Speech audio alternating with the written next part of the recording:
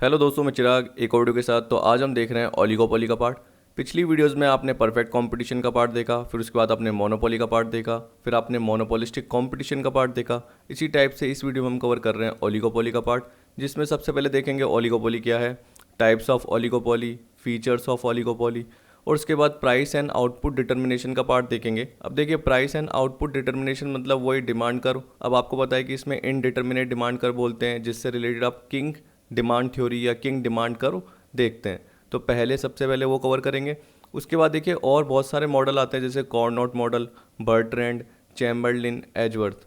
जो पर्टिकुलर मान के चलो कि अपने एग्जाम में अगर पास्ट ईयर के एमसीक्यूज देखोगे 16-17 अटेम्प्ट में, तो एक या मुश्किल से दो क्वेश्चन आया हुआ है, और वो भी इतना डिटेल में नहीं आया। आपको पता चल जाएगा जैसे ही मैं पास्ट ईयर का एमसीक्यूज कवर कराऊंगा। लेकिन फिर भी मुझे लगा कि आपको बता देना चाहिए, क्योंकि एक और वीडियो तो एक्स्ट्रा बनेगी। तो इसलिए मैंने क्या करा कि यहाँ पर जो कॉर्नोट का पार्ट भी लिया है, बर्ट्रैंड भी लिया है, चैम्बरलिन भी लिया है, और एजवर्थ का मॉडल भी लिया है। तो आज की वीडियो में हम कॉर्नोट तक देखेंगे, किंग डिमांड कर्व और कॉर्नोट। और बाकी जो बचा बर्ट्रैंड, चैम्बरलिन और क्या बताया मैंने, एजवर्थ का पार्ट अगली वीडियो में कवर करेंगे। इसके अलावा प्राइस लीडरशिप का पार्ट भी आता है ओलिगोपोली में, वो भी अगली वीडियो में कवर होगा। फिर लास्ट में क्या होगा, एक कंपैरिजन चार्ट होगा, जिसमें आपको मोनोपोली, मोनोपोलिस्टिक, परफेक्ट कंपटीशन और ओलिगोपोली, उसके बीच में हल्का हल्का डिफरेंस पता चल जाएगा, जो कि आपने पिछली वीडियोस में कवर किया है वो सारा का सारा पार्ट। तो अभी देख लेते हैं ओलिगोपोली क्या है। देखिए, ओलिगोपोली को अगर आप हिंदी में बोलेंगे तो इसका मतलब क्या होता है, अल्पाधिकार। लेकिन इंग्लिश में अगर दूसरे टर्म में बोलेंगे तो क्या बोलेंगे, कंपटीशन अमॉन्ग द फ्यू। वैसे तो देखिए ये पैराग्राफ है, अगर मैं आपको पर्टिकुलर इससे रिलेटेड ही बताता हूँ तो सही रहेगा, क्योंकि क्या है कि फिर टाइम भी वेस्ट नहीं होगा और आपको इस पैराग्राफ से रिलेटेड भी समझ में आता जाएगा। तो यहाँ पे शुरू में यही बोल रखा है कि तीन मार्केट के फॉर्म आपने देखे, परफेक्ट, मोनोपोली और मोनोपोलिस्टिक कंपटीशन। पिछली वीडियोज़ में आपने कवर किया, मैंने आपको बताया। लेकिन बोल रहा है कि रियल वर्ल्ड इकोनॉमीज़ में जो भी इंडस्ट्रीज आपको दिखती है जनरली वो ओलिगोपोलिस्टिक दिखती है। क्योंकि देखो ओलिगोपोलिस्टिक में हमने ये देखा, क्या दिखा हुआ है, कंपटीशन अमॉन्ग द फ्यू, शुरू में लाइन पड़ी। तो इसका मतलब फ्यू का मतलब क्या है, कुछ ही सेलर होंगे। अब आप बोलेंगे कितने, तो मैं बोलूँगा मिनिमम 2 और मैक्सिमम कितने हो सकते हैं, 10। अब आप बोलोगे सर 11 हो गए, तो देखिए 11 का शगुन आप ले सकते हो।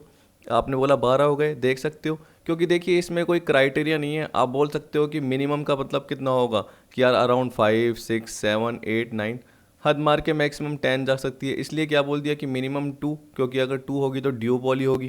क्या होगी, डिओपोली होगी। अगर उससे ज़्यादा हो गए तो हम क्या बोल सकते हैं कि ओलिगोपोली का पार्ट साथ में आता जा रहा है। अब ओलिगोपोली में आपको पता है कि देखो कुछ ही सेलर होंगे, हम बोल रहे हैं, तो उनका हिस्सा बड़ा होगा, यानी मार्केट में शेयर बड़ा होगा। वो बहुत ज़्यादा आउटपुट प्रोड्यूस कर रहे होंगे, तभी तो जाके कंपटीशन होगा। जैसे मैंने अगर बोला कि टेलीकॉम इंडस्ट्री या मोबाइल इंडस्ट्री की बात करी, या टेलीकॉम की बात कर रहा हूँ सपोज करो, तो आपको पता चला कि रिलायंस है, जियो है। तो जियो की बात कर लीजिए, एयरटेल बात कर लीजिए, वोडाफोन देख लीजिए, आइडिया देख लीजिए, तो आपको 5-6 फॉर्म से दिखेगी, इससे ज़्यादा नहीं दिखेगी। फिर आप स्टील सेक्टर देखते हो, एल्यूमिनियम सेक्टर देखते हो, कुछ में आपको होमोजीनस दिखते हैं। अगर आप स्टील खरीदने जाते हो तो आपको पता ही नहीं चलता कौन सी कंपनी का लेना है। जो भी पर्टिकुलर आपको सही लगा वो आप लेके आ जाते हो, क्योंकि सारे ही आपको सेम लगते हैं। एल्यूमिनियम की बात करते हो तो वो भी आपको सेम लगते हैं। तो ये पर्टिकुलर वो इंडस्ट्री है जनरली जो रॉ मटेरियल प्रोवाइड कर रही है, मतलब इनपुट प्रोवाइड कर रही है, जिससे आउटपुट निकल के आ सके। तो कुछ होमोजीनियस होते हैं, कुछ डिफरेंशिएटेड प्रोडक्ट भी हो सकते हैं, जैसे ऑटोमोबाइल कंपनी, कार कंपनीज। तो आप देख सकते हो टाटा की कार आती है, ठीक है, फिर मारुति की भी आती है, शेवरले की भी आती है, और भी कंपनीज होगी, देखो hyundai की भी आती है। तो इस तरीके से आपको पता है कि वो 6-7 कंपनीज ही हैं, वो अपने फीचर्स चेंज करती रहती है, मतलब प्रोडक्ट में कुछ ना कुछ डिफरेंशिएशन लेके आती है। तो याद रखना, जब भी कंपटीशन अमंग फ्यू का मतलब बोलेगा तो इसका मतलब क्या है, कुछ सेलर हैं जो कि आपस में बहुत ज़्यादा राइवल हैं, बहुत ज़्यादा कॉम्पिटिटर हैं।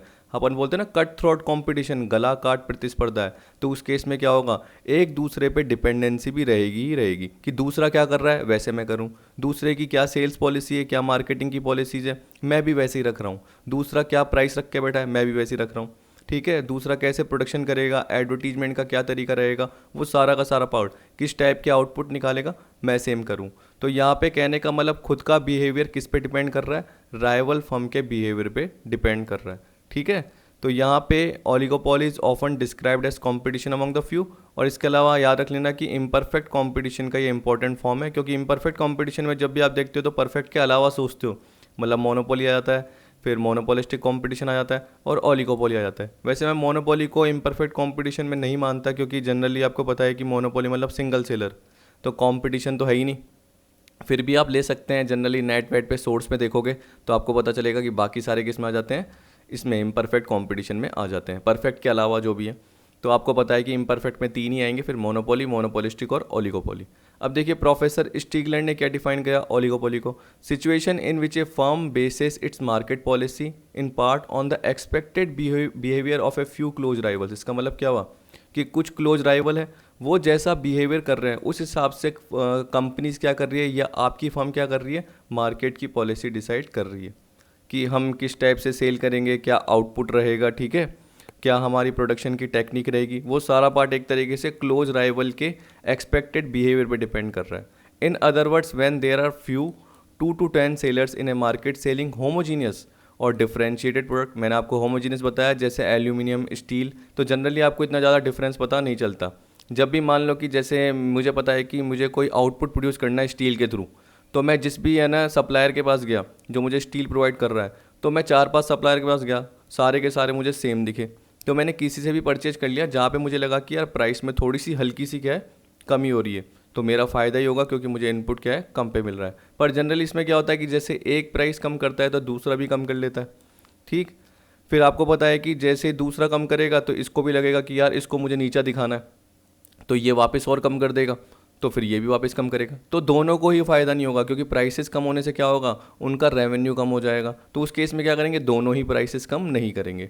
अगर एक प्राइस बढ़ाएगा तो दूसरी राइवल फर्म रेटिलेट करेगी नहीं और अपनी प्राइस बढ़ाएगी ही नहीं और वही रखेगी, क्योंकि उसको पता है कि जैसे ये प्राइस बढ़ाएगा तो इसके कस्टमर मेरे पास आ जाएंगे।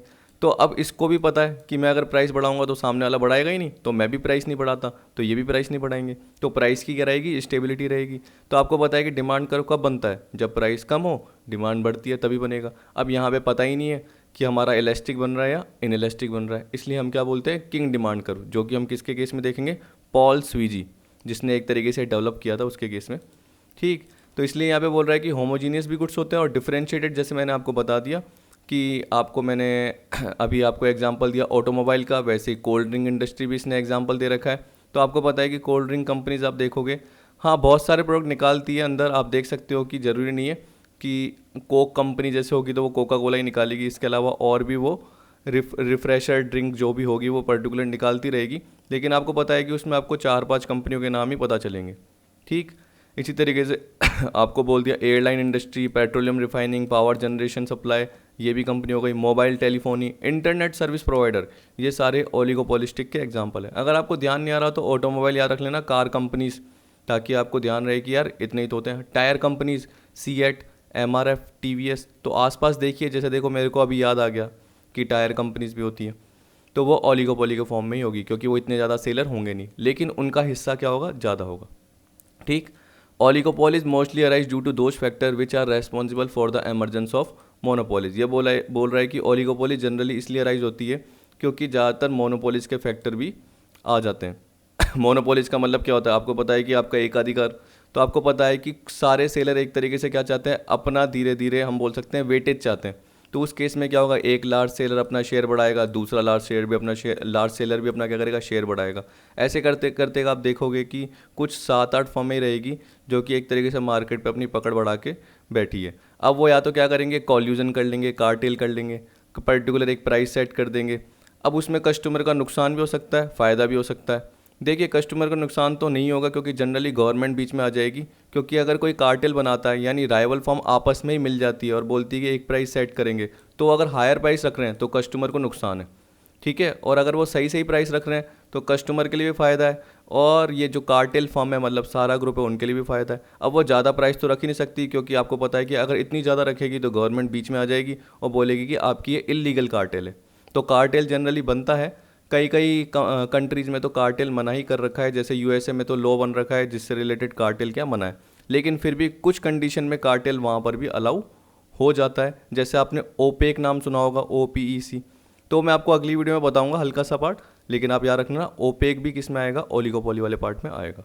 तो यहाँ पे यही दे रखा है, आप चाहे पढ़ के देख लेना। ये बोल रहा है कि जैसे मोनोपोली में सिंगल फर्म क्या करती है, मार्केट पावर एंजॉय करती है, लेकिन ओलिगोपोली में क्या करते हैं, कुछ ही फर्म एक तरीके से क्या करती है, exercise their power to keep possible competitors out. अब वो कैसे पावर यूज़ करेगी, मैंने आपको बताया कि वो अपने प्रोडक्ट डिफरेंशिएशन के थ्रू, कि हमारी क्वालिटी में, साइज़ में, शेप में, कलर में हमारे प्रोडक्ट का थोड़ा सा फ़र्क आ रहा है, तो अपने आप धीरे धीरे आपकी इमेज बनती जाएगी। एडवर्टीजमेंट टेक्निक अच्छी रखेगी, नॉन प्राइस कंपटीशन बहुत ज़्यादा करेगी, ठीक है। तो उस केस में आपको पता है कि कट थ्रोट कंपटीशन तो होगा ही होगा, कि मैंने प्राइस कम करी, सामने वाला भी कम कर देगा। इसलिए जनरली क्या है, प्राइस कम होगी नहीं, क्योंकि दोनों को ही नुकसान होगा। मैंने प्राइस बढ़ाई, सामने वाला बढ़ाएगा ही नहीं, तो मेरे को नुकसान हो जाएगा, इसलिए मैं भी प्राइस बढ़ाऊंगा ही नहीं। सिर्फ ये पार्ट है इसमें, और कुछ नहीं है। बार बार यही लाइनें दे रखी है, तो आप ये पढ़ के देख लेना। यहाँ पे इंडस्ट्री के नाम ही दे रखी है। जैसे आपको बोल रखा है कि कोल्ड ड्रिंक कंपनी, जनरली बोल रहा है कि हैंडफुल है, हैंडफुल मतलब मुट्ठी भर फॉर्म ही है। इसी तरीके से ऑटोमोबाइल इंडस्ट्री, ये भी आपको कुछ ही दिखेगी। फिर आपको airline industry, petroleum refining, power generation and supply, इसमें भी कुछ ही दिखेगी। Mobile telephony and internet service provider, देखो यहाँ पे बोल रहा है power generation and supply, distribution की बात नहीं कर रहा है। डिस्ट्रीब्यूशन तो कौन करता है, गवर्नमेंट करती है, ठीक है। जनरेशन का मतलब क्या हो गया, प्राइवेट कंपनीज है। आप देख लेना, आप नेट पे सर्च कर लेना पावर जनरेशन, तो आपको जैसे रिलायंस का नाम दिख जाएगा। इसके अलावा और भी है, पर मुझे ध्यान नहीं है, तो आप नेट पे सर्च करिए, आपको पता चल जाएगा। टाइप्स ऑफ ओलिगोपोली की जब आप बात करोगे तो बहुत सारे आएंगे, पर पहले आप फीचर्स देखिए, फिर टाइप्स भी समझ जाएंगे। देखिए अब फीचर्स में सबसे पहले क्या बोल रहा है, small number of large seller. तो मैंने आपको यही बताया कि देखिए कुछ ही सेलर होते हैं, लेकिन सबका हिस्सा बड़ा होता है। और वो क्या बेचते हैं, होमोजीनियस या डिफरेंशिएटेड प्रोडक्ट। होमोजीनियस मतलब क्या होता है, परफेक्टली सब्स्टिट्यूट, कि एक को दूसरे से रिप्लेस कर सकते हैं, quality, size, packing, colour, design, ठीक है, उसमें कोई भी फ़र्क नहीं है। डिफरेंशिएटेड में क्या होगा, जो मैंने बोला उसमें फ़र्क है, quality, size, packing, design, colour, कुछ ना कुछ फ़र्क होगा ही होगा। तो ये बोला number of sellers dealing in homogeneous और differentiated product is small, the policy of one seller will have a noticeable impact on market mainly on price and output. तो देखिए बोला है ना, एक राइवल फर्म अगर कोई डिसीजन ले रही है तो उसका बहुत ज़्यादा इम्पैक्ट पड़ रहा है, मतलब वो लार्ज सेलर है, ठीक। तो अगर जो भी वो एक्सपेक्टेड बिहेवियर करेगा तो दूसरी फर्म्स को भी, यानी दूसरी लार्ज फर्म्स को भी इम्पैक्ट पड़ेगा। फिर आपकी इंटरडिपेंडेंस की बात, जो मैंने ऊपर अभी भी बोली, कि जनरली जब भी डिसीजन मेकिंग की अप्रोच होती है तो उसमें एक तरीके से इंटरडिपेंडेंस रहती है। डिसीजन मेकिंग में क्या रहती है, इंटरडिपेंडेंस। क्यों, क्योंकि आपको बताया कि इंडस्ट्री में कुछ ही फर्म्स है, मतलब कुछ सेलर है जो एक तरीके से इंटेंस कंपटीशन कर रहे हैं। मैंने आपको बताया ना, कट थ्रोट, गला काट। तो उस केस में जनरली क्या होगा, each seller is big enough to influence the market, ठीक।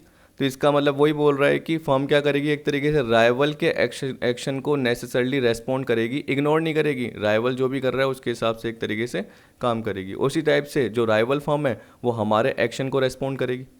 This is because when the number of competitor is few, any change in price, output और product by a firm will have a direct effect on the fortune of the rival, who will then retaliate by changing their own price, output और advertising technique as the case में भी। तो ये बोल रहा है कि अगर हम अपनी प्राइस, आउटपुट या प्रोडक्ट चेंज करते हैं तो राइवल फर्म के भविष्य पर बुरा असर पड़ सकता है। तो इसलिए वो भी क्या करेगी, अपने खुद की प्राइस, आउटपुट, क्या पता एडवर्टीजमेंट पॉलिसीज़ वो भी चेंज कर रही है, जो कि मैंने अभी आपको शुरू में बता दिया था। It is therefore clear that an oligopolistic firm must consider not only the market demand for its product but also the reaction of other firm in the industry to any major decision it takes. तो जब भी decision लेना है बड़ा, तो उस case में ये नहीं कि प्रोडक्ट की मार्केट डिमांड देखनी है कि क्या चल रहा है, लेकिन साथ साथ इंडस्ट्री के अंदर जो बाकी फर्म्स है, यानी राइवल फर्म है या कॉम्पिटिटर फर्म है, उनका रिएक्शन भी देखना है, ठीक है। ये बोल रहा है कि अगर आप राइवल के बिहेवियर को कंसिडर नहीं करते हो या इनकरेक्टली अज्यूम करते हो कि हाँ यार वो ऐसे कर रहा होगा, मैं तो अपना काम स्टार्ट कर देता हूँ, ये ऐसे कर रहा होगा, तो आप बिना देखे क्या करते हो, कुछ भी बिहेवियर सोच लेते हो कि पर्टिकुलर ऐसा कर रहा होगा, या कुछ अप्रोच फॉलो नहीं करते हो। आप किसी पर्टिकुलर, मैं बोल सकता हूँ कि खबरी को नहीं लगाते हो कि ताकि सारी इन्फॉर्मेशन आपको पता चल जाए। तो उस केस में क्या होता है, आपको बहुत सारा नुकसान हो सकता है, क्या पता आपका प्रॉफिट भी बहुत ज़्यादा कम हो जाए और सामने वाला कॉम्पिटिटर आपसे ज़्यादा गेन कर जाए। अब देखिए प्राइस रेगुलेटरी का मतलब तो वही है जो मैंने शुरू में बताया कि अगर ओलिगोपोलिस्ट क्या करेगा, अपनी प्राइस कम करेगा, तो राइवल भी क्या करेगा, कम करेगा। इसका मतलब दोनों के लिए ही एडवांटेज नहीं है। आप समझ गए ना क्यों, क्योंकि आपने अपनी प्राइस कम करी, आपने सोचा मेरी डिमांड बहुत ज़्यादा बढ़ेगी, लेकिन ऐसा नहीं हुआ। डिमांड बढ़ी, मान लो इतनी ही बढ़ी, आप सोच रहे थे कि यहाँ तक जाएगी, लेकिन यहाँ तक जा ही नहीं पाई, इतनी हुई। क्यों, क्योंकि उस केस में जो आपके सामने वाली राइवल फर्म है उसने भी प्राइस कम कर दी, तो आपकी डिमांड इतनी बड़ी नहीं, उसकी भी बढ़ी। और आपको पता है कि जो इतनी डिमांड आपकी बढ़ती वो सामने वाले ने शेयर कर दी आपके साथ, क्योंकि उसने भी प्राइस कम कर दी। तो आपको भी एक तरीके से फ़ायदा नहीं हुआ, उसको भी फ़ायदा नहीं हुआ। क्यों, क्योंकि पहले ज़्यादा प्राइस होने पर एक तरीके से आप एक्स्ट्रा मार्जिन कमा सकते थे, लेकिन अब प्राइस कम हो गई और आपको पता है कि जो आउटपुट है वो दोनों में इक्वल बढ़ गया, तो इतना मार्जिन हो ही नहीं पाया। एक तरीके से हम बोल सकते हैं कि अपने आप ही कार्टेल का फॉर्म हो गया, एक ग्रुप फॉर्म हो गया और प्राइसेस वो सेट हो गई। तो आपको पता है कि प्राइसेस कम करने की आपको नीड थी ही नहीं। लेकिन अगर आपने प्राइस बढ़ा दी तो राइवल फर्म पागल तो है नहीं, तो वो करेगी नहीं, वो प्राइस बढ़ाएगी नहीं, वो अपनी प्राइस वही रख के बैठी है। आपने प्राइस बढ़ा दी, वो अपनी प्राइस वही रख के बैठी है। तो आपके जो कस्टमर है वो इसकी तरफ शिफ्ट हो सकते हैं, तो आप भी प्राइस बढ़ाने की नहीं करोगे। तो यहाँ पे जो मैंने रेड टिक कर रखे हैं उसमें यही लाइन दे रखी है, ठीक। तो यहाँ पे सबसे पहले तो ये बोल रखा है कि अगर प्राइस कम करोगे तो क्या होगा, सामने वाला भी कर देगा और दोनों के लिए एक तरीके से डिसएडवांटेज हो जाएगा। On the other hand if an oligopolist try to raise the price other will not do so, देखो आ गया ना, as a result they capture the customers of this firm, ठीक। दे मतलब वो राइवल फर्म क्या करेगी, कैप्चर कर लेगी। Hence the oligopolist would never try to either reduce और raise the price, this result in price rigidity. इसलिए आपका जो डिमांड कर्व बनता है वो क्या बनता है, इनडिटर्मिनेट बनता है। तो आप एक कैरेक्टरिस्टिक इनडिटर्मिनेट की भी ले सकते हैं, आपकी मर्जी है। फिर आपको मोनोपोली एलिमेंट का पार्ट दे रखा है। मोनोपोली एलिमेंट का मतलब क्या है, आपको पता है कि आपके प्रोडक्ट अगर होमोजीनियस नहीं है यानी हल्के से डिफ्रेंशिएटेड है तो उसमें कुछ ना कुछ मोनोपोली एलिमेंट आ जाता है, जैसे आपकी गुडविल आ जाती है, ठीक। अगर मैं आपको बोलूँगा देखो टीवीएस के टायर और सीएट के टायर, तो आपको पता है कि टीवीएस की इतनी ऐड नहीं आती लेकिन सीएट की बहुत ज़्यादा आती है। आपने खूब बार ऐड देखी होगी जिसमें बीच में वो बाइक रोक लेते हैं, ठीक है, कोई रास्ते में जा रहा होता है तो वो बाइक रोक लेता है और सामने वाली ही उसको इडियट बोलती है, जबकि वो क्या करता है एक तरीके से अपने आप को सेव कर लेता है। तो इसका मतलब उसमें क्या बोला जाता है ऐड में कि सीएट के टायर यूज़ कीजिए जिससे आपके एक्सीडेंट होने से बच जाएगा। तो आपके माइंड में एक तरीके से रह गया जैसे मेरे माइंड में रह गया। तो एक मोनोपोली एलिमेंट का मतलब क्या हुआ, हम बोल सकते हैं कि हमें ऐड के थ्रू या हम बोल सकते हैं कि पर्टिकुलर उस प्रोडक्ट को यूज़ करने के थ्रू एक उसकी क्रेडिबिलिटी बन जाती है। अगर आप है ना ऑयल भी डलवाते हो ना अपने व्हीकल में, जनरली सबके पास एक्टिवा होती है या मोटरसाइकिल होती है, तो जब भी वो ऑयल डलवाते हैं ना तो किसका डलवाते हैं, कैस्ट्रोल का डलवाते हैं ज़्यादातर, हमारे में तो हमारे यहाँ। क्यों, क्योंकि एक माइंड में बना हुआ है। तो एक मोनोपोली एलिमेंट धीरे धीरे क्रिएट हो जाता है एक पर्टिकुलर प्रोडक्ट का। As products are differentiated the firm enjoy some monopoly power. Further when firm collude with each other they can work together to raise the price. लेकिन कभी कभी क्या होती है, फर्म आपस में मिल जाती है तो एक कार्टेल बना लेती है, मतलब ये फर्म ये फर्म ये फर्म ये फर्म ये फर्म एक साथ मिल गई और उस केस में क्या करती है, वो एक प्राइस सेट कर देती है और एक आउटपुट सेट कर देती है कि हमें इस प्राइस पे क्या करना है, अपने कस्टमर को देना है। तो आपस में क्या बन गई, मोनोपोली बन गई। तो बाकी सारी फर्म्स है जो छोटी छोटी वो एंजॉय नहीं कर पा रही, लेकिन ये जो लार्ज सेलर है एक कॉल्यूजन बना के यानी एक ग्रुप बना के एक कार्टेल बना के पर्टिकुलर प्राइस सेट करके मोनोपोली एंजॉय कर रहे हैं और मोनोपोली एंजॉय करने से उनको मोनोपोली इनकम मिल रही है। फिर एडवर्टाइजिंग आ गया। एडवर्टाइजिंग का मतलब क्या है, नॉर्मल आपको पता ही है, कोई ज़्यादा पर्टिकुलर टिपिकल तो नहीं है। देखिए इसमें जनरली ये बोल रहा है कि ओलिगोपोलिस्ट क्या करेगा, अपनी जो भी सेल मतलब आउटपुट बढ़ाएगा तो वो किसके थ्रू बढ़ाएगा, एडवर्टाइजिंग के थ्रू। क्योंकि आपको पता है कि आप भी एक तरीके से डेमोन्स्ट्रेशन या एडवर्टीजमेंट के थ्रू ही अफेक्ट होते हो। अगर एक बाइक कंपनी है, जैसे 2 व्हीलर बोला मैंने या 4 व्हीलर बोला, तो जनरली आप उसकी ऐड देखोगे तब जाके क्या होगे, आप अफेक्ट होंगे। ये नहीं कि आपको किसी से सुनने से पता चल रहा है, वो बहुत कम अफेक्ट होंगे आप। सबसे ज़्यादा आप किससे अफेक्ट होंगे, ऐड से अफेक्ट होंगे। इसके अलावा आपको पता है कि प्रोडक्ट की क्वालिटी जैसे जैसे वो इम्प्रूव होती जाती है उसके हिसाब से क्या होता है, आपकी मोनोपोली भी बढ़ती जाती है। तो एक ओलिगोपोलिस्ट की धीरे धीरे गुडविल बढ़ती जाती है, बोल रहा है। Advertisement expenditure is used as an effective tool to shift the demand in favour of product. Quality improvement will also shift the demand favourably. तो जनरली आप ऑटोमोबाइल सेक्टर में देखते हो कि ये नहीं कि सिर्फ वहाँ पे देखते हैं कि यार 5 लाख की कार आ रही है, पर उसके साथ ये भी देखते हैं कि उस 5 लाख की कार में क्या क्या फ़ीचर प्रोवाइड किए जा रहे हैं। आपको पता है कि अगर कार थोड़ी सी क्या होगी, कॉस्टली होगी, तो इस हिसाब से फ़ीचर भी उसके क्या होंगे, ज़्यादा होंगे, ठीक है। कार लग्जरी होगी तो उसके और ज़्यादा फीचर होंगे और साथ में वो कॉस्टली भी होगी। तो यहाँ पे बोला usually both advertisements as well as variations in design and quality are used simultaneously to maintain and increase the market share of an oligopolist. कि ओलिगोपोलिस्ट अपने शेयर्स को मेंटेन करना चाहता है क्योंकि सामने वाला भी ऐड कर रहा है, तो आपको भी क्या करना पड़ेगा, मेंटेन करने के लिए ऐड तो करनी ही पड़ेगी। एक प्रोफेसर बाउमल उसने तो जनरली ये बोल रखा है, advertisement in oligopoly is an issue of life and death. तो इसका मतलब फर्म क्या हो सकती है, अगर एडवर्टीजमेंट ढंग से नहीं कर रही तो उसको डेथ भी हो सकती है। डेथ का मतलब शट डाउन भी हो सकता है। और अगर एडवर्टीजमेंट अच्छे ढंग से कर रही है तो उस केस में एक तरीके से वो उसके जीने का सहारा है, मतलब उसको धीरे धीरे प्रॉफिट ही होता रहेगा। ग्रुप बिहेवियर का मतलब क्या हो गया, आपको भी बताया कि जनरली ओलिगोपोली में जितनी फर्म्स है वो इंटरडिपेंडेंस रिकग्नाइज करती है। उन्हें पता है कि म्यूचुअल कोऑपरेशन जरूरी है, क्योंकि अगर म्यूचुअल कोऑपरेशन नहीं होगा, कॉल्यूजन नहीं होगा, कार्टेल नहीं बनेगी, तो उस केस में अनसर्टेनिटी रहेगी और क्या पता सामने वाली राइवल फर्म हमें नीचे गिराने के लिए प्राइस कम कर दे, फिर हमें भी क्या करना पड़ेगा, साथ में रेटिलेट करने के लिए प्राइसेस कम ही करनी पड़ेगी ना चाहते हुए भी। फिर वो सामने जानबूझ के और प्राइस कम कर रहा है क्योंकि वो बोल रहा है कि चाहे मेरे को लॉस हो जाए लेकिन इसको ज़्यादा होना चाहिए, तो जानबूझ के और प्राइस कम कर देती है। तो उस केस में दिक्कत हो जाती है। तो म्यूचुअल कोऑपरेशन होना चाहिए आपस में फर्म्स में, तो कॉल्यूजन होना चाहिए। तो यहाँ पे बोल रहा है कॉल्यूजन और साथ साथ कंपटीशन। देखो कॉल्यूजन मतलब कार्टेल और कंपटीशन मतलब नॉन कॉल्यूजन, जहाँ पे कार्टेल नहीं बन रहा। तो collusion as well as competition prevail in the oligopolistic market leading to uncertainty and indeterminateness. तो इसका मतलब क्या है कि अगर कंपटीशन होगा तो उस केस में तो अनसर्टेनिटी होगी ही होगी। कॉल्यूजन में नहीं बोल सकता क्योंकि देखो कॉल्यूजन में तो कार्टेल बन गया, तो इसमें एक पर्टिकुलर आपस में ही सारी फर्म क्या कर रही है, प्राइस सेट कर रही है, आउटपुट सेट कर रही है, या इसके अलावा और भी चीज़ें सेट कर रही है, और भी पॉसिबल बिहेवियर सेट कर रही है, जिससे हम बोल सकते हैं कि आपस में सारी सेलर्स के बिहेवियर को कंट्रोल किया जा सकता है। और एक पर्टिकुलर प्राइस सेट होने से कस्टमर को भी फ़ायदा हो सकता है। इनडिटर्मिनेट डिमांड कर मैंने आपको बताया ही, ठीक है, कि it is not possible for an oligopolist to forecast the nature and position of demand curve with certainty. The firm can not estimate the sale when it decide to reduce the price. क्यों? क्योंकि आपको पता है कि आपने बोला कि यार प्राइस कम करता हूँ 10%, तो आपको लग रहा है कि डिमांड 20% बढ़ेगी, पर ऐसा नहीं हो रहा। डिमांड सिर्फ कितनी परसेंट बढ़ रही है, 2% या 3%, मतलब बहुत कम, या मान लो 5%। कि अगर आपने 100 रुपीज़ की कोई प्राइस है और उसको 110 किया, 10% प्राइस आपकी बढ़ी। आपकी डिमांड मान लो पहले 1000 यूनिट की थी, अब आपको अगर लगेगा, तो जैसे मैं अगर बोलूँगा कि 100 से 10, तो डिमांड जो मैंने प्राइस बढ़ा दी, प्राइस 90 कर देता हूँ, 100 से 90, तो 10% प्राइस कम होने से आपने सोचा कि यार डिमांड क्या हो जाएगी, 1200 1300 यूनिट हो जाएगी, पर ऐसा नहीं हुआ। आपकी सिर्फ 1050 यूनिट ही बढ़ी, मतलब 50 यूनिट ही बढ़ी। तो 50/1000 इंटू 100 करोगे तो 5% ही बढ़ा। तो 10% प्राइस कम होने से 5% डिमांड ही बढ़ी, ठीक। और जब आपने प्राइस क्या कर दी, बढ़ा दी, तो उस केस में आपकी डिमांड क्या हो गई, बहुत ज़्यादा कम हो गई। क्यों हो गई?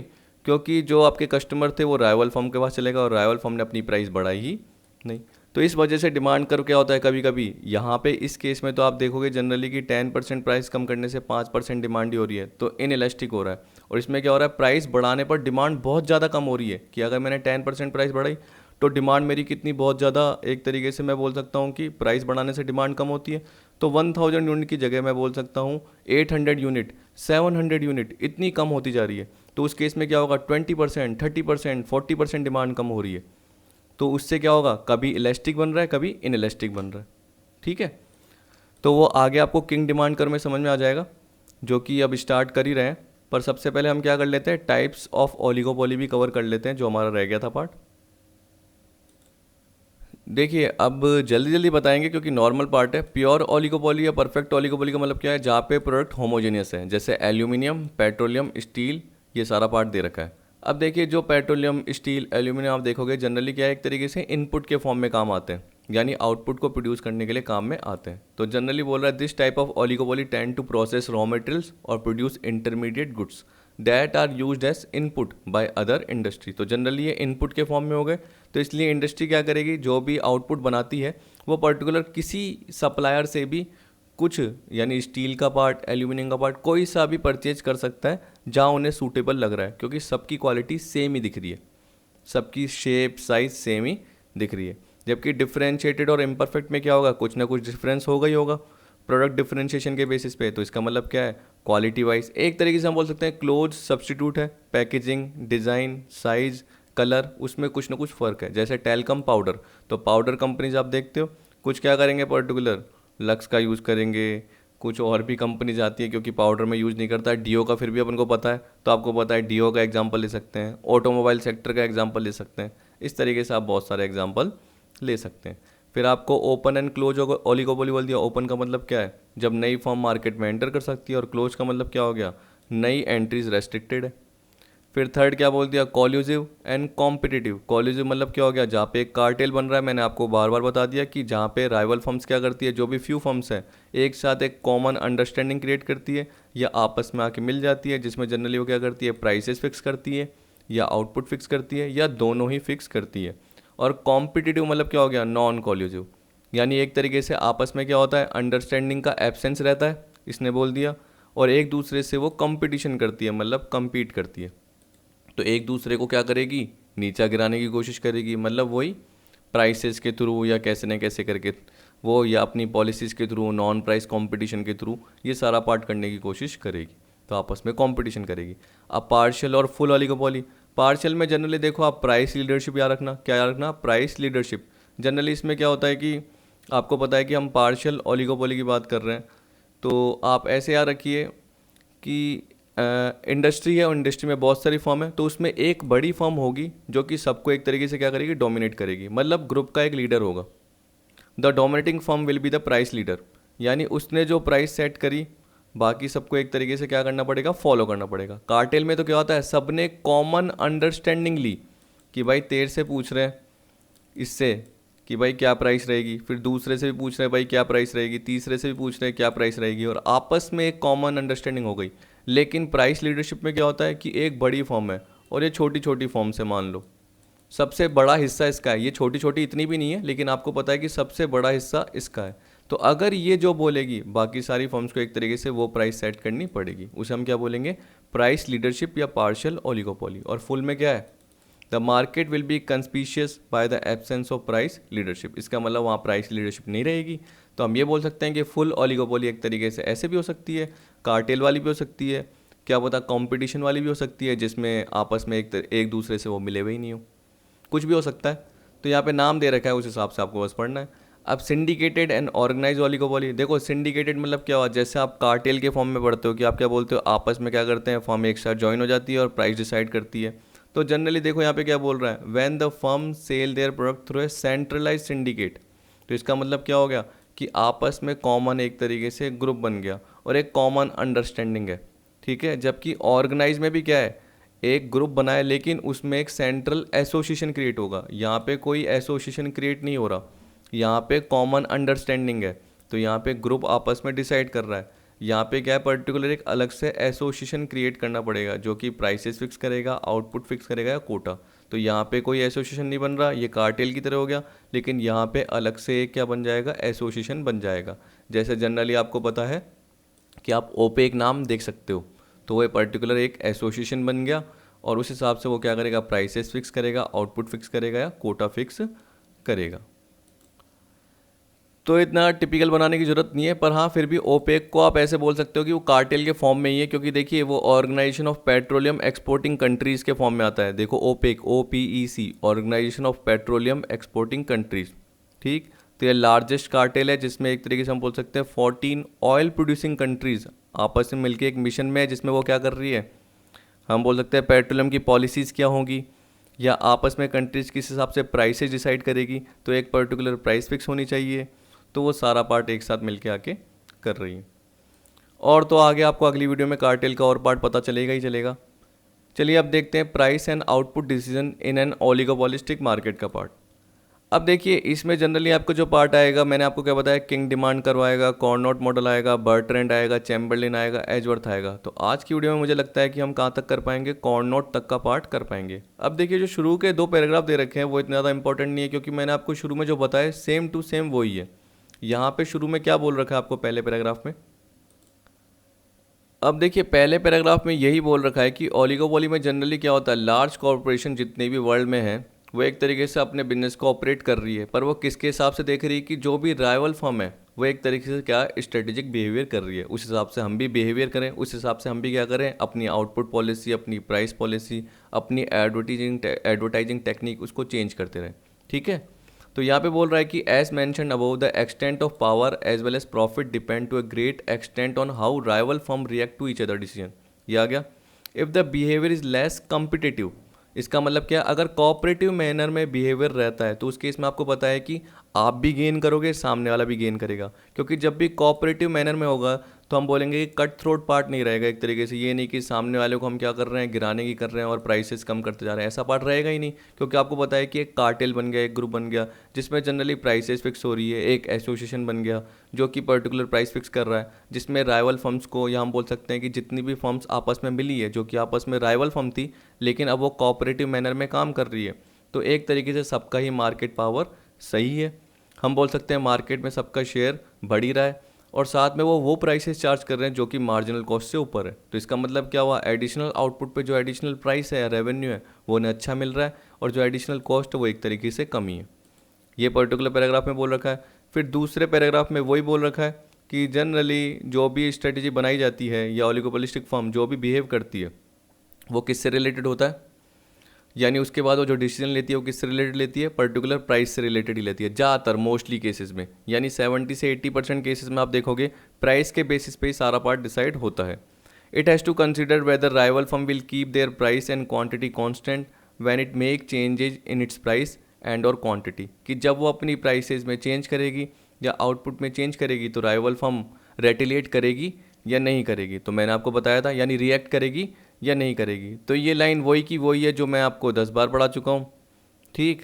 तो आप चाहे देख लेना, आपको सिंपल लगेगा। फिर नीचे आपको क्या बता रखा है कि जब भी ओलिगोपोलिस्ट देखता है तो उसको ये पता नहीं चलता कि किस हिसाब से अपना डिमांड कर बनाना है, मतलब प्राइस आउटपुट को कैसे फिक्स करना है।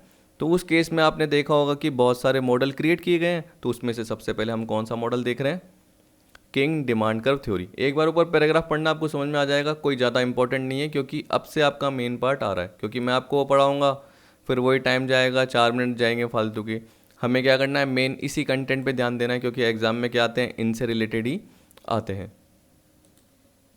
देखिए अब यहाँ पे क्या बोल रही है, जो थ्योरी है सबसे पहले किसने डेवलप की, 1939 में Paul Sweezy in the USA, ठीक है। इसके अलावा ये बोल रहा है and by R Hall and C Hitch in the UK, लेकिन जनरली याद रखना पॉल स्वीजी ही आता है। अगर कोई भी नाम सोचता है जब भी किंग डिमांड करोगा तो पॉल स्वीजी ही माइंड में आता है। To explain why oligopolistic market would be characterised by relatively rigid prices, आपको पता है ना प्राइस रिगिडिटी की बात करते हैं। इवन व्हेन कॉस्ट इंक्रीजेस, चाहे आपकी कॉस्ट बढ़ भी रही है तब भी जनरली प्राइस रिगिडिटी की बात क्यों करता है। इसका मतलब ये है कि अगर आप प्राइस कम कर रहे हो तो सामने वाला राइवल फर्म भी प्राइसेस कम कर रहा है। तो यहाँ पे जनरली बोल रहा है कि जो भी अजम्पशन ली गई है किंग डिमांड कर मॉडल में, तो एक asymmetrical reaction to a change in price by one firm. इसका मतलब क्या बोल रहा है कि मान लो ए फर्म है और आपकी एक राइवल फर्म है बी।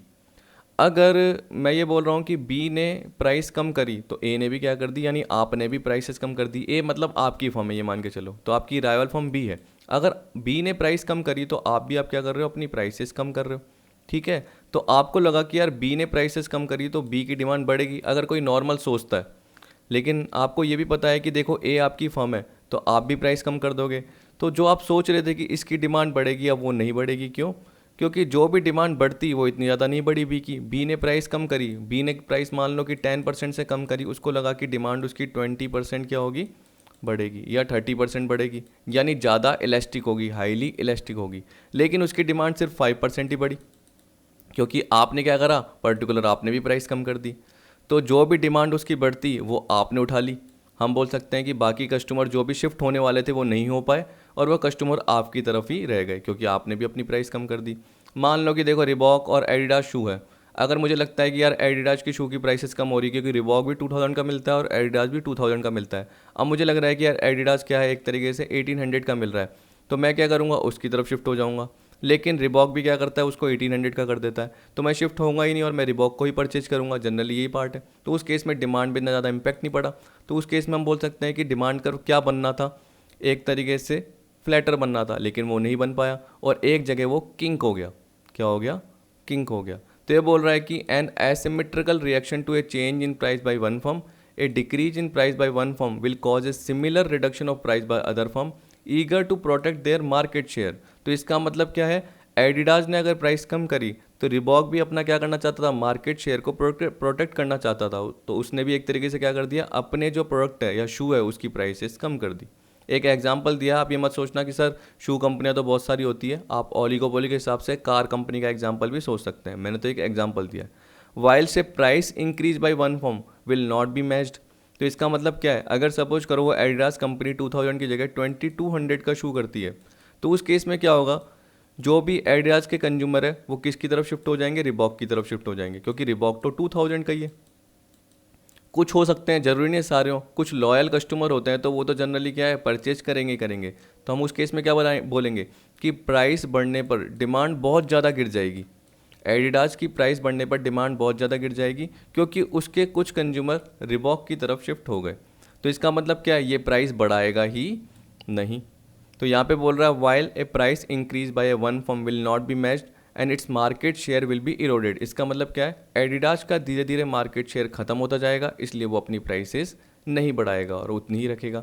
तो उस केस में आपको पता है कि प्राइस स्टेबिलिटी आपको मिलती रहेगी और लॉन्ग टर्म के लिए आपको सेम प्राइस देखने को मिलेगी। ऐसा हो सकता है क्योंकि आपको पता है कि देखो अगर मैंने प्राइस कम करी तो मेरा शेयर भी कम होगा, किसका, प्रॉफिट का, और सामने वाले का भी कम होगा क्योंकि वो भी प्राइसेस कम कर रहा है। तो मेरा प्रॉफिट भी कम हुआ, उसका भी प्रॉफिट कम हुआ, मेरा भी आउटपुट कम बिका, उसका भी आउटपुट कम बिका, ऐसे ही जनरली हो सकता है। तो उस केस में हम क्या करेंगे, एक पर्टिकुलर प्राइस ही सेट करके रखेंगे ना, हम फालतू में प्राइस क्या करेंगे, कम ही नहीं करेंगे और ज़्यादा करने की मैं कोशिश करूँगा ही नहीं, क्योंकि अगर मैं प्राइस बढ़ाता हूँ तो सामने वाला क्या करेगा, प्राइस बढ़ाता ही नहीं है और मेरे जो कस्टमर है वो सामने वाले के पास शिफ्ट हो जाएंगे। तो ये आपको दे रखा है पार्ट। अब देखिए इसमें कोई रटना नहीं है, पर्टिकुलर आप देख सकते हैं OP1 आप एक कॉमन मान लीजिए और OQ1 कि OP1 प्राइस पे OQ1 डिमांड हो रही थी। तो आपको पता है कि ऐसे बन सकता है O, ये P1 देखना पर्टिकुलर, और यहाँ पे ये मैंने बना दिया Q1, ठीक है। तो एक पर्टिकुलर ऐसे पॉइंट सेट कर दीजिए। अब आप सोचिए एक बार, आपने अभी मैंने आपको एग्जांपल बताया कि आपने प्राइस कम करी, तो मान लीजिए कि आपने इतनी प्राइस कम करी, तो प्राइस आपने बहुत ज़्यादा कम कर दी, तो आपको क्या लगा, यार डिमांड तो उससे बहुत ज़्यादा इतनी कम होगी, ये मान के चलो। तो आपने सोचा कि 10%, और यहाँ पे क्या लगा आपको 20% डिमांड होगी कि Q1 से Q2, पर ऐसा नहीं हो पाया। क्यों नहीं हो पाया? क्योंकि आपने जो सोचा था कि मैं 10% प्राइस कम करने पर मेरी जो डिमांड है वो 20% बढ़ जाएगी, ये मैं एक बार हटा देता हूँ, हटा दिया, तो डिमांड सिर्फ इतनी ही चेंज हुई। तो देखिए जो प्राइस अगर 10% का पार्ट है कम किया, तो डिमांड सिर्फ 5% ही चेंज हुई। अब वो क्यों हुआ?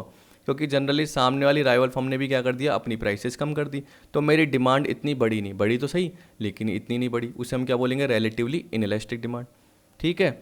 इसी तरीके से अब आप सोचिए कि देखिए ये प्राइस कम की जो मैंने बताया यहाँ पे पार्ट, और डिमांड देखिए कितनी चेंज हुई है, Q1 से देखना Q2 इतनी सी ही हुई है। तो आप देख सकते हैं 10% और ये 5% दिख रहा है ना, एग्जाम्पल के फॉर्म में याद रखिए, जैसे 20% प्राइस चेंज करी तो डिमांड 10% हुई, तो आपको पता चल जाएगा रिलेटिवली इनइलास्टिक, क्योंकि लेस देन 1 है। लेकिन इसी केस में इसी तरीके से देखिए OP1 था और OQ1 था। अब सपोज कर प्राइस अगर आपने OP3 की, तो देखो प्राइस आपने कितनी सी बढ़ाई, हल्की सी, लेकिन डिमांड बहुत ज़्यादा गिर गई Q1 से Q3। तो मान लो अगर आपने प्राइस 5% बढ़ाई तो डिमांड 10% से गिर गई, अगर आपने प्राइस 10% से बढ़ाई तो डिमांड 30% से गिर गई, 40% से गिर गई। क्यों? क्योंकि राइवल फर्म की जो भी प्राइस थी वो नहीं बढ़ी, वो तो वही रही कांस्टेंट, तो आपके जो कंज्यूमर है वो इसकी तरफ शिफ्ट हो गए। तो उस केस में क्या हुआ, आपकी रिलेटिवली इलास्टिक डिमांड, मतलब प्राइस 5% बनाने पर डिमांड क्या होती है, 10% गिर जाती है, तो इलास्टिसिटी एक से ज़्यादा आ रही है, तो उस केस में हाईली इलास्टिक हो गया। तो कभी हाईली इलास्टिक बन रहा है, कभी हाईली इनइलास्टिक बन रहा है, ठीक है। जबकि आप एक सिचुएशन पे एक ही देखते हो कि पर्टिकुलर आपको पता है कि आपका या तो इलास्टिक है या आपका इनइलास्टिक है, या आपका परफेक्टली हम बोल सकते हैं इलास्टिक है, परफेक्टली इनइलास्टिक है, आपने देखा होगा, या यूनिटरी इलास्टिक है। लेकिन ये थोड़ी कि दो दो बन रहे हैं। तो जब भी आपके दो बन रहे हैं तो आपको पता है कि आपको किंक मिलेगा, क्योंकि आप सोचिए कि प्राइस कम होने से डिमांड पे बहुत ज़्यादा असर हो रहा है, तो उसे हम बोलते हैं फ्लैटर, जो कि मैंने आपको मोनोपोलिस्टिक में बताया था, फ्लैटर फ्लैटर, दिमाग लगाइए। उसी तरीके से मैंने मोनोपोली में बताया कि प्राइस के चेंज में डिमांड में इतना रेस्पॉन्स नहीं आ रहा, तो उसे मैंने क्या बताया था, स्टीपर, मतलब रिलेटिवली इनइलास्टिक। तो रिलेटिवली इनइलास्टिक कैसे बना, ऐसे बना। तो अब आप सोच सकते हैं कि जहाँ पर आपका किंक मिला, कि आप सोच रहे थे यहाँ जाएगा लेकिन नहीं, यहाँ शिफ्ट हो गया, तो जैसे ही इनइलास्टिक का पार्ट आया तो एक किंक मिल गया। क्या मिल गया? एक किंक मिल गया। तो आई होप मैंने आपको समझा दिया। तो पर्टिकुलर यहाँ पे यही पॉइंट दे रखा है, एक बार आप ज़रूर पढ़ के देखना ये सारा का सारा पार्ट। देखिए मैंने पूरा का पूरा पार्ट वही बताया, फिर भी चलो मैं आपको एक लाइन तो पढ़ के बता ही देता हूँ कि प्राइस शुरू में क्या सेट है, OP1 at the kink of the demand curve and the oligopoly sale and output of OQ1। आपको पता है if firm try to reduce price to OP2 in order to sell more, आपको पता है कि बहुत ज़्यादा प्राइस नीचे रिड्यूस हुई, other firm would match this reduction so that sales would increase only slightly or more technically by a less than proportionate amount to OQ2। तो इसका मतलब क्या है कि बोल रहा है कि अगर प्राइस आपने कम करी तो अदर फर्म भी क्या करेगी, रिएक्ट करेगी, सबसे पहले ये बोल रहा है। फिर आपको बोल रहा है कि आपकी जो सेल्स बढ़ेगी, लेकिन वो कितनी बढ़ेगी, स्लाइटली ही बढ़ी। आप देख सकते हो प्राइस में कितना चेंज और स्लाइटली, और more technically by less than proportionate amount. तो इसका मतलब क्या हो गया कि आपका अगर 10% प्राइसेस में चेंज हुआ है तो क्वांटिटी में 5% 2% यानी 10% से कम ही चेंज हो रहा है, जो कि क्या बता रहा है, कहाँ तक, OQ2 तक हो रहा है, तो OQ1 से OQ2। तो यहाँ पे हम क्या बोलेंगे, डिमांड क्या है, इनइलास्टिक है। और ये बोल रहा है कि reduction in price would not represent a sound strategy as total sales revenue and probably profit level would both fall. क्योंकि आपको पता है कि अगर आपकी डिमांड इतनी भी बढ़ रही है तो आपने प्राइस भी बहुत ज़्यादा कम करी है, तो इसका मतलब आप जब प्राइस इनटू क्वांटिटी करते हो तब जाके आप रेवेन्यू जनरेट करते हो। अब अगर आपका रेवेन्यू ही कम रहेगा तो प्रॉफिट भी एक तरीके से आपका फॉल होगा ही होगा। ये बोल रहा है clearly the area OP1 into Q1 representing initial revenue is greater than OP2 into Q2 the producer revenue after the reduction in price. तो बोल रहा है कि जैसे ही प्राइस में रिड्यूस हुआ उसके बाद आप एक तरीके से देख सकते हो कि शुरू में OQ1 ये आपको दिख रहा था पूरा का पूरा, ठीक है। जैसे ही प्राइस रिड्यूस करी तो अब देखिए ये वाला पार्ट, तो आप खुद देख सकते हैं कि मेरा ये हिस्सा मुझे ज़्यादा दिख रहा है, ठीक है, और ये हिस्सा मुझे क्या दिख रहा है, कम दिख रहा है, OP2 और Q2 वाला। तो यहाँ पे यही बोल रखा है OP2 इंटू OQ2 का एरिया क्या है आपका एक तरीके से कम है और OP1 OQ1 का ज़्यादा हिस्सा है। तो उस केस में आप क्या करोगे, ठीक।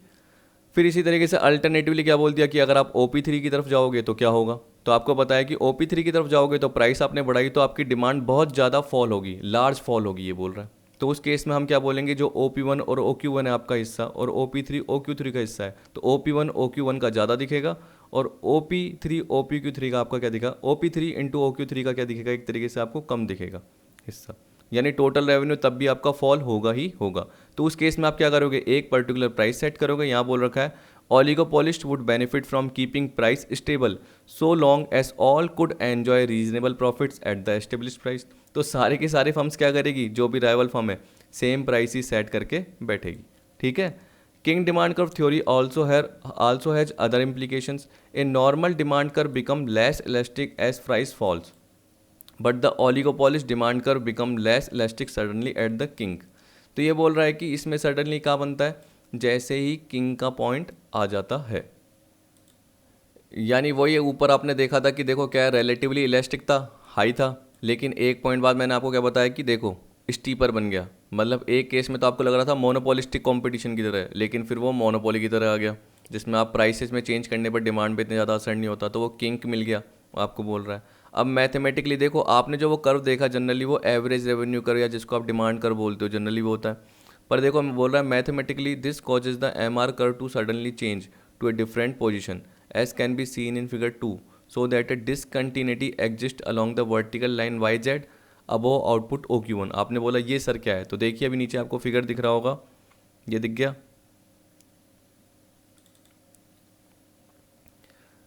अब आपको थोड़ा सा दिख रहा होगा पर्टिकुलर, हाँ यहाँ से आपको पता चल जाएगा। देखिए ये बोल रहा है this causes the MR curve to suddenly change. अब देखिए MR कर्व दिख रहा है आपको ये, तो आप देख सकते हैं कि ये पर्टिकुलर आपको पार्ट दिख रहा है। अब आपको पता है कि अगर मैं ये लाइन बनाता तो आगे तक जाता है MR कर्व, जनरली ऐसे जाता है मार्जिनल रेवेन्यू, और ऊपर वाला जो जनरली था आपका क्या था, वो एवरेज रेवेन्यू था, यानी डिमांड कर्व था, किंक हो गया, जो कि आपने पिछले वाले फिगर में देखा। पर यहाँ पे अब आपको MR कर्व का बता रहा है कि जो आपकी मार्जिनल कॉस्ट है वो एक ही लेवल पे दिखा रही है, इस लेवल पे भी यही है और इस लेवल पे भी यही है। तो आपका आउटपुट चेंज नहीं हुआ और ना कि प्राइस चेंज हुई, ना प्राइस चेंज हुई ना आपका आउटपुट चेंज हुआ, और आपकी मार्जिनल कॉस्ट क्या बढ़ गई, ये मान के चलिए कि पहले ये थी फिर ये हो गई। यानी आप ऐसे देखिए, मान लीजिए कि अगर आपने मेरे से मोनोपोलिस्टिक कंपटीशन में पढ़ा तो उस केस में आपने मेरे से मार्जिनल रेवेन्यू कर्व देखा था, मान लो यू बनता है, ठीक है, मैं आपको यही बताता था, और मैं उसके बाद क्या बोलता था कि जो है ना मार्जिनल कॉस्ट जैसे ही नीचे से जहाँ से इंटरसेक्ट कर रही है वहाँ से आपकी एक इक्विलिब्रियम आउटपुट डिसाइड होता था, और उसके बाद आपका देखो एवरेज रेवेन्यू बनता था, आपको ध्यान हो तो आप एक क्या करते थे, पर्टिकुलर प्राइस सेट कर देते थे कि ये हमारी प्राइस होगी और ये हमारी क्वांटिटी होगी, ये आपको ध्यान है, ठीक। अब आपको पता है कि यहाँ पे ये पर्टिकुलर यहाँ पे आउटपुट डिसाइड हो गया जहाँ पे मार्जिनल कॉस्ट कट करते हुए जा रहा है और ये पार्ट है। अब सोचिए कि मैं बोलता हूँ कि आपका अगर मार्जिनल कॉस्ट का कर्व है ना यहाँ पे कट करके जा रहा है, एक तो ये मार्जिनल कॉस्ट फर्स्ट है और ये मान लीजिए मार्जिनल कॉस्ट 2 है, बढ़ गई मार्जिनल कॉस्ट। तो इस केस में आपको पता चला कि पहले पर्टिकुलर प्राइस यहाँ सेट होती थी, अब देखिए आपका इक्विलिब्रियम यहाँ मिल रहा है, कहाँ मिल रहा है यहाँ मिल रहा है, ठीक। तो आपका जो आउटपुट है वो कहीं और मिलेगा और प्राइस क्या पता आपकी नीचे जाएगी, यानी क्वांटिटी भी फ़र्क पड़ेगा और प्राइस पे भी फ़र्क पड़ेगा। पहले प्राइस क्या थी, अब प्राइस क्या चेंज हो गई। तो आप इस केस में क्या देख सकते हो कि आपका जो मार्जिनल रेवेन्यू कर्व जा रहा था वो एक तरीके से स्ट्रेट जा रहा था, तो उस केस में हम बोल सकते हैं कि देखो या तो वो बहुत ज़्यादा गिर रहा था या एक प्रोपोर्शन में, स्ट्रेट प्रोपोर्शन में आप बोल सकते हो सकता है परफेक्ट कंपटीशन में, जहाँ पे सेम वैल्यू पे वो दिख रहा था 5 5 5। लेकिन यहाँ पे जान पूछ के मैंने मोनोपोलिस्टिक का दिखाया, क्योंकि आपको पता है कि जो किंग डिमांड कर्व जनरली होता है वो एक तरीके से क्या है, गिरता हुआ ही बनता है, लेकिन एक पर्टिकुलर पॉइंट पे क्या हो गया, वो डिसकंटिन्यू हो गया और स्ट्रेट बन गया। क्यों? क्योंकि आप देख सकते हो कि मार्जिनल कॉस्ट का लेवल मान लो ये है, फिर आपने मार्जिनल कॉस्ट का लेवल बनाया, तो आप देख सकते हो ये डिसकंटिन्यूटी का लेवल आ गया वाई और जेड का। किसका? वाई और जेड का। तो यहाँ पे यही बोल रहा है, so that A discontinuity exist along the vertical line. तो इस केस में क्या हुआ, आपका क्वांटिटी चेंज नहीं हुआ, ना आपकी प्राइस चेंज हुई। तो हम क्या बोल सकते हैं कि जब भी आपका किंग डिमांड कर्व बनता है तो उससे रिलेटेड आपको जो सोचते हो कि एडिशनल रेवेन्यू होगा, ज़रूरी नहीं कि वो एडिशनल रेवेन्यू आपको हो। क्या पता आपकी एडिशनल कॉस्ट बढ़ जाए और आपकी जो प्राइस थी उसी पर्टिकुलर प्राइस पे अपना गुड्स बेच रहे हो, तो आप सोच रहे थे कि यार इतना रेवेन्यू कमाऊंगा, लेकिन क्या पता मार्जिनल कॉस्ट आपकी बढ़ गई और उस केस में आपका इतना ही रेवेन्यू हो पाया। देखिए, मैंने आपको ये भी बताया था कि अगर मान लो कि आप अपनी प्राइस भी कम कर लेते हो, तो आपको पता है कि आपकी कॉस्ट तो मार्जिनल यही जा रही है, तो अगर आप अपनी प्राइस कम कर देते हो तो आपका रेवेन्यू वैसे ही कम होगा। तो उस केस में अगर आप देख सकते हो, चलो प्राइस आपने कम नहीं करी लेकिन आपकी मार्जिनल कॉस्ट बन रही है, तो डिसकंटिन्यूटी वाले पॉइंट में एक तरीके से हम क्या बोल सकते हैं, हमें नुकसान होगा ही होगा, क्योंकि हमारी मार्जिनल कॉस्ट या तो बढ़ रही है, कम तो हो नहीं रही, क्योंकि मार्जिनल कॉस्ट नीचे थी और बढ़ रही है। तो उस केस में उसी प्राइस में हम गुड्स बेच रहे हैं तो हमें फ़ायदा नहीं हो रहा, हमें नुकसान ही हो रहा है। तो यहाँ बोल रहा है, this imply that marginal cost curve can increase और decrease between this discontinuity without necessitating a change in the profit maximize output OQ1 और प्राइस OP1। तो मैंने आपको क्या बताया, देखो OQ1 में चेंज नहीं हो रहा कि यहाँ खिसक रहा है, जो कि मैंने पिछले वाले आपको मोनोपोलिस्टिक वाले पार्ट में बताया कि जैसे ही मैंने ये बताया था ये मार्जिनल कॉस्ट है, ये अपनी क्वांटिटी का पॉइंट आ गया, लेकिन जैसे ही मार्जिनल कॉस्ट मैं थोड़ी सी बढ़ा देता हूँ तो मुझे पता है कि क्वांटिटी का पॉइंट भी बढ़ सकता है और उस केस में मेरी प्राइस का पार्ट हल्का कम हो सकता है, लेकिन यहाँ पे ऐसा हो ही नहीं रहा। The oligopolist will absorb the higher cost. तो इसका मतलब क्या है, ओलिगोपोलिस्ट को हायर कॉस्ट का सामना करना पड़ेगा।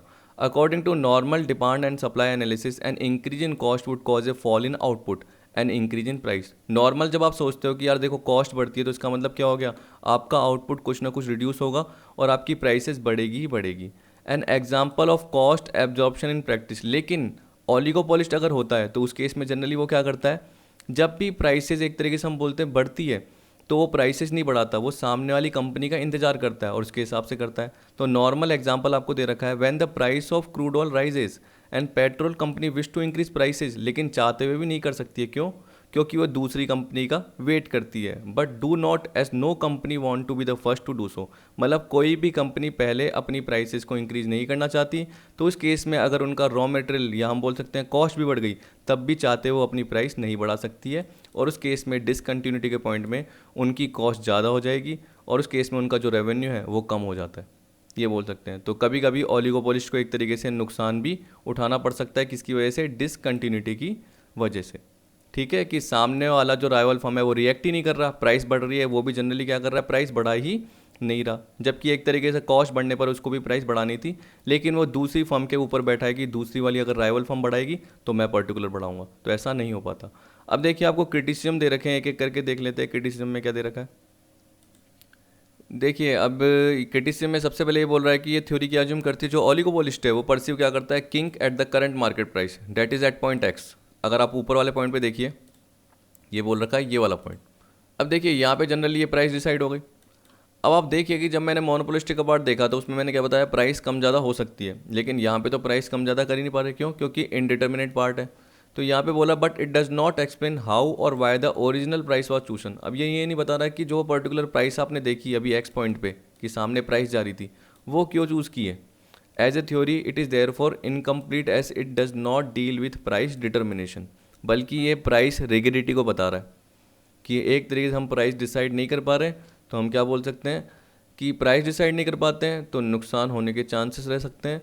तो इसलिए पर्टिकुलर क्या करो, या तो कार्टेल फॉर्म करो, ठीक है, या कॉल्यूजन क्रिएट करो, जो कि जनरली आपको ओलिगोपोलिस्टिक मार्केट में देखने को मिलता है। तो जहाँ पे प्राइस डिटर्मिनेशन का पार्ट हो ही नहीं पा रहा, हमें पता है कि एक दूसरे पे डिपेंडेंसी भी है और प्राइस रेगुलेटरी का भी पार्ट है, तो किस तरीके से प्राइस चूज़ की गई है वो पता नहीं चल पाता। फिर दूसरे में आपको बोल रखा है, प्राइस स्टिकनेस और rigidity in oligopolistic market might in practice be more apparent, clearly visible और अंडरस्टूड देन रियल। आप प्राइस रिग्रेटिव बोलते हो और आप क्या बोलते हो, यार डिमांड कर पता करना मुश्किल है, किंग बन रहा है। लेकिन जनरली देखो आगे आप बहुत सारे मॉडल देखोगे, जैसे चैम्बरलिन का देखोगे तो पर्टिकुलर प्रॉपर बना हुआ है, एजवर्थ का देखोगे, कॉर्नॉट बर्ट्रेंड का देखोगे, कुछ ना कुछ तो कमी रहेगी, लेकिन जनरली बोल रहा है कि आपको डिमांड कर मिल रहा है, यानी आपको पर्टिकुलर पता रहता है कि राइवल फर्म क्या कर रही है। अब आप बोल रहे हो कि हमें ये नहीं पता, देखो प्राइस तो कोई कम कर ही नहीं रहा, लेकिन रियल लाइफ में प्राइस कम हो ही जाती है। कैसे? मान के चलो कि मैं एक फर्म हूँ, कार कंपनी हूँ, ठीक है, और सामने वाली भी कार कंपनी है। अब आपस में प्राइस सबने सेट कर रखी है। सेट करने का मतलब क्या है, मैंने भी 8 लाख की कार प्रोवाइड कर रखी है, उसने भी अराउंड इतने ही लाख की कार प्रोवाइड करा रखी है, क्योंकि उस केस में क्या फीचर्स सेम है, ये मान के चलिए। अब मैंने भी कैटलॉग पब्लिश किया, उसने भी कैटलॉग पब्लिश किया, तो प्राइस तो आपको पता है सेम ही है ओवर द पीरियड।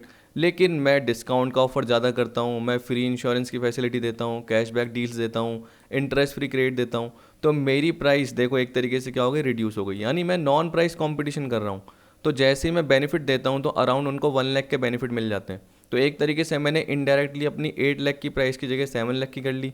सामने वाले कस्टमर को भी माइंड में क्या लग रहा है कि यार सामने वाली कंपनी तो इतने बेनिफिट दे नहीं रही, लेकिन ये दे रही है, तो ऑटोमेटिकली मेरी प्राइस रिड्यूस हो ही गई है।